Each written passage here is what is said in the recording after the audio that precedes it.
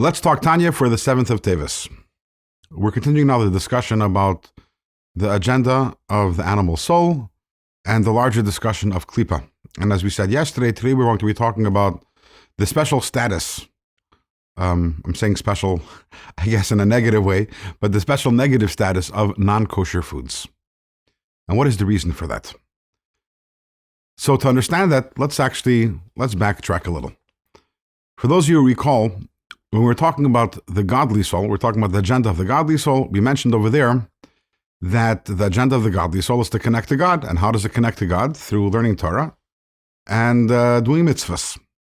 However, in chapter 5, we have an entire chapter which the Alter Rebbe dedicates to talking about the special value and the special advantage of studying Torah over all other mitzvahs. And the reason for that is, the Alter Rebbe says, is because every mitzvah you experience, every mitzvah is an act of submission to God. Torah, on the other hand, you ingest. The holiness of the Torah, which is the holiness of God, actually becomes part of you, which is why within the agenda of the godly soul, it has special status. Now, in this chapter, in chapter 8, we're talking about the opposite.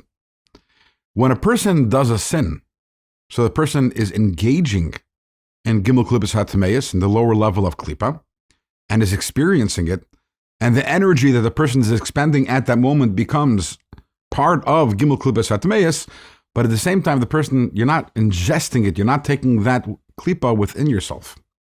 When a person eats non-kosher foods, it's not only the experience of a sin, but you're actually taking that Kelipah and it becomes part of you, it becomes part of your blood, it becomes part of your flesh. And that's why eating non-kosher is very severe. I'm not talking about severe in terms of punishment. I'm talking about severe in terms of what you're doing to yourself.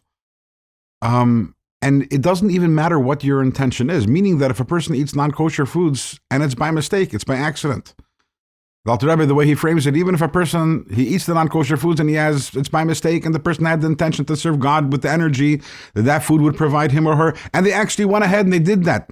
They actually went and they served God with the energy, but nevertheless, it's Kelipah, it's locked, as mentioned in previous days. The lower level of Kelipah doesn't have the potential to be redeemed. And that became part of you, which is why it's so important to be careful about kosher, because a mistake in eating non-kosher, the impact of that is much greater than that of any other sin. And tomorrow, we are going to find out that there's another form of ingestible Kelipah. Stay tuned. We'll find that out what that is tomorrow.